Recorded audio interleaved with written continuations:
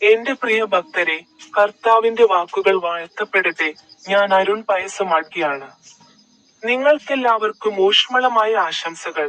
ഇന്ന് നവംബർ 3 ദിവസമാണ്, 2025 11 മാസം.